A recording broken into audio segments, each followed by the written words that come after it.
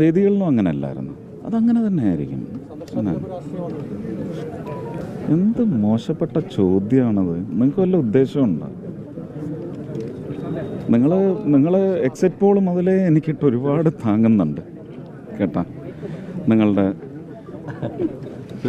ഞാൻ ഒന്നും പറയുന്നില്ല. കാരണം ഇനി അതിനൊന്നുമുള്ള സമയമല്ല.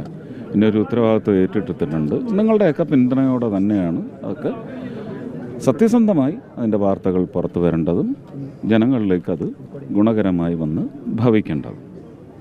കേരളത്തിൽ നിന്നുള്ള ആദ്യ ബിജെപിയുടെ പ്രതിനിധിയായി കേന്ദ്രമന്ത്രിയാവും.